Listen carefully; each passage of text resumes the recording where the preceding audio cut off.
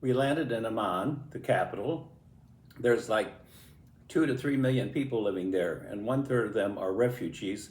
They've come from Syria, Lebanon, Iran, and they really can't handle that many people, but they're managing to do as they need to.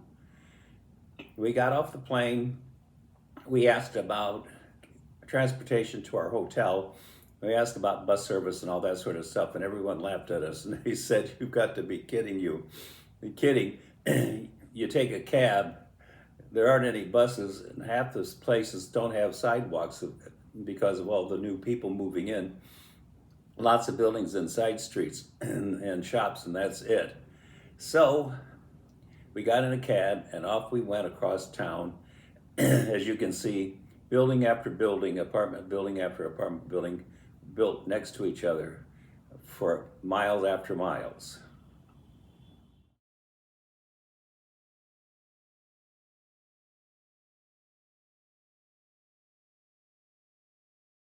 Now it's interesting, we toured the city for a day, and there's all kinds of Roman ruins around the area. And we saw amphitheaters and columns and ruined temples and all that sort of a thing. And then we went to one of the major museums and we saw fantastic artwork and some of the oldest sculptures in the world, over 8,000 years old. And then we got a good night's sleep because the next day we were going to go off to, of all places, Jerish, which is Greco-Roman ruins.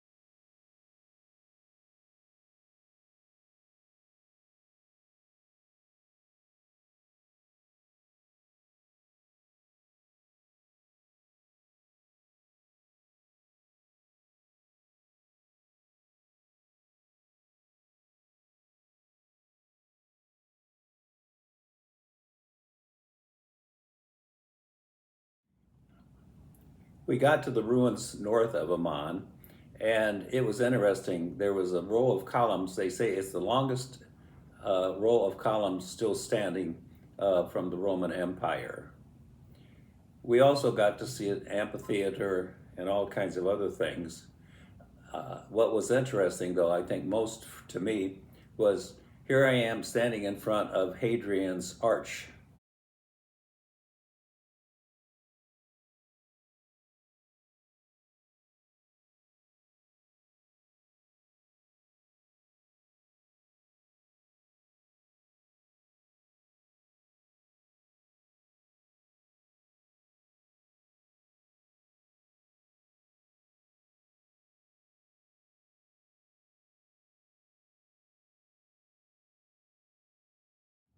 Several years later, I went to Scotland and went into northern England and saw Hadrian's Wall.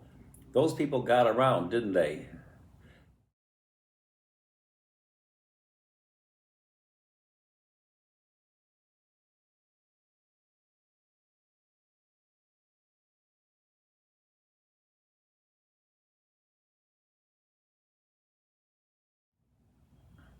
Next, we drove south all the way to the southern tip of Jordan. There we went to the Amman Wadi, which is a huge desert area. It was fantastic. The weather was great. It was only about 75, 80 degrees, perfect for us. And they decided to take us and put us into 3 Jeeps, the back end of Jeeps, or small trucks. I can't remember exactly which it was. And they told us to hang on. Well, the 3 drivers decided they would race each other.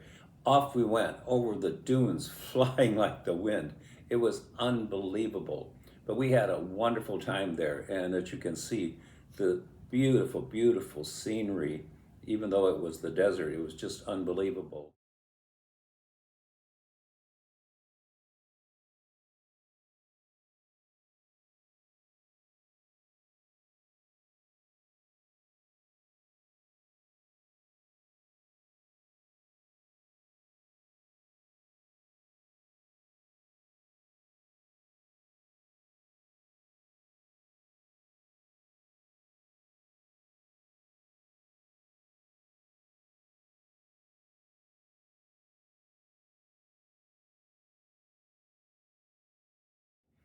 And we also had tea in a Bedouin tent, and then we sat there and looked out as the sun set with the beautiful red skies. What a day.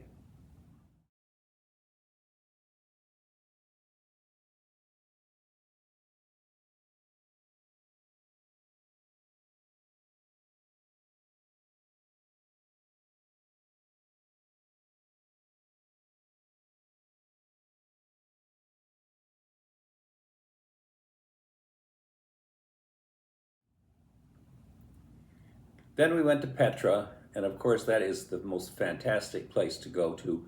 Walk down that long, long corridor between the rocks and saw the temple in front of us. And then we walked all around and saw the burial sites and the waterworks that they used to get water down to the city from the mountains. And just a wonderful, wonderful tour. Then at the end, we stopped at the cafe at the entrance and had the local coffees, which are always good. Then we got a good night's sleep and then back in the bus and off we went north again.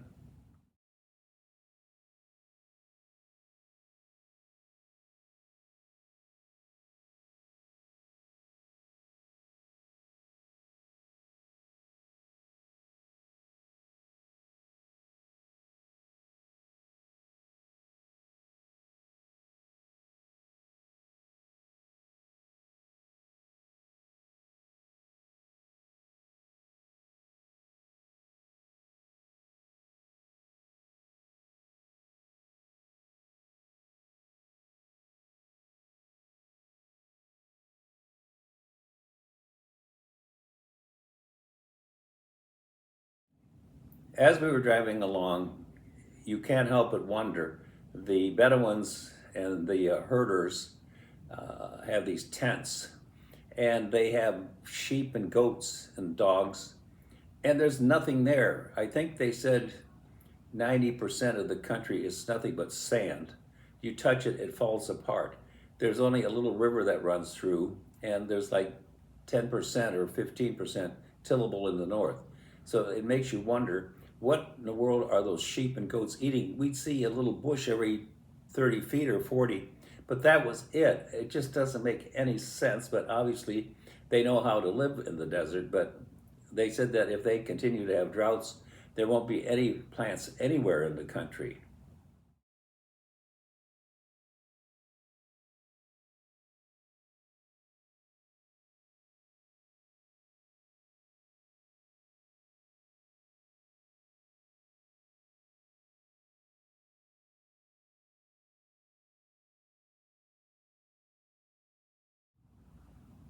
Now, you may find this of interest.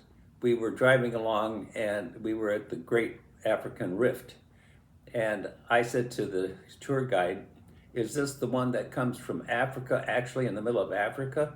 And he looked kind of funny and he said, you've heard about that? And I said, well, yeah, the entire eastern side of Africa, or at least half of it, is pulling away to form another island. And the line of the crack between the continent and the ocean is going to go up north, and I knew that it went up and split and went into the Mediterranean and up along the east coast of Italy. That's why you have Mount Etna and Mount Vesuvius. He said, well, it also runs up through the middle of the country, and he said it runs up to the north and then it curves over into Turkey. So Jordan is split in the middle with the Rift Valley. He said I was one of the few people that had heard about it. So we saw this little river in the bottom of the dam, I guess, and that's it. That's the water for the country. Doesn't make any sense at all. But you have to live with what you have.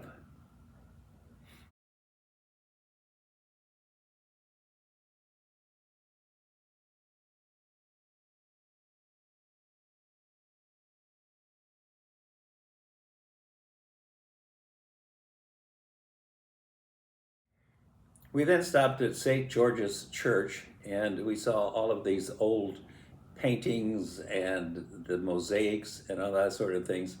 They actually have a school where they're training young people to do mosaics because it's going to become a lost art if they don't do that. Really spectacular things to see there.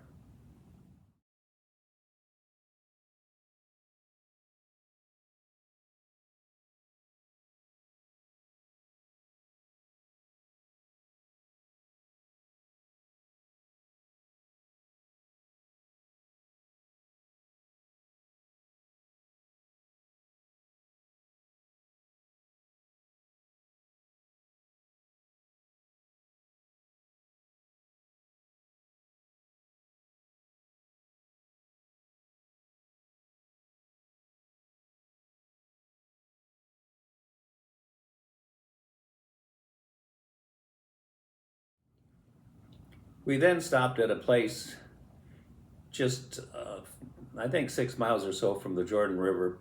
Supposedly, Jesus was baptized there. It was interesting because they said that the spot that they had the tent over, or the building where they said that he had been baptized, of course, has no river there. It's moved a couple of 100 feet away from there. So I walked over to there, and there was nothing but this little puddle running along with a bunch of plants in there, cattails and things like that. And interesting that they think this is where he may have been baptized.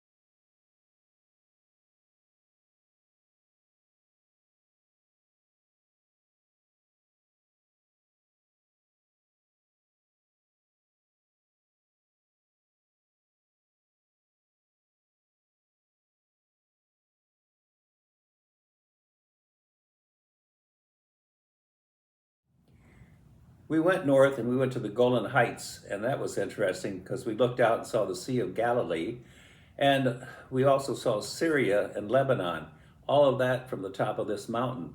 I never thought I'd be able to see them, Syria and Lebanon, but here we were in Jordan with that view of the lake and the countries.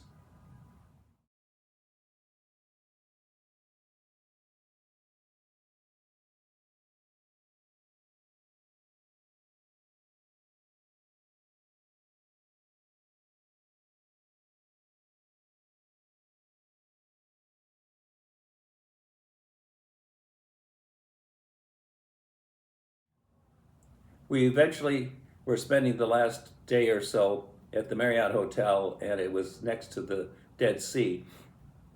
I went down to the Dead Sea, and I was the only one down there except for three people and a guide.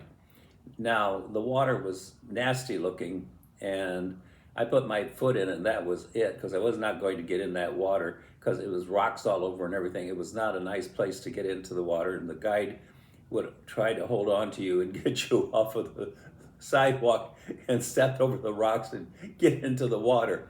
And at this stage of the game, I don't think I was too excited about doing that. So I just decided it was better to say I stood there and put my foot in the water, and that was it. At least I did see the Dead Sea.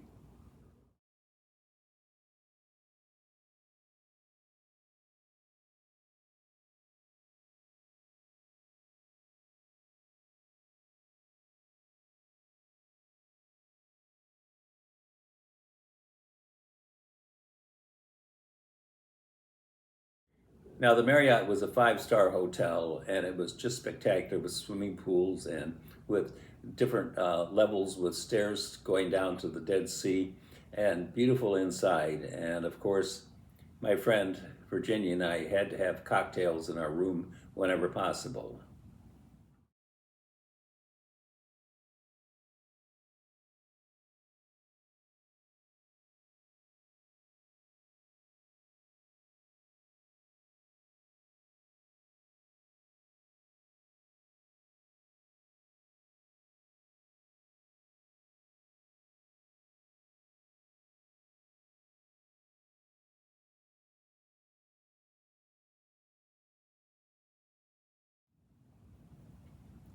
And at the end of the trip, we had my birthday dinner at the Marriott Hotel.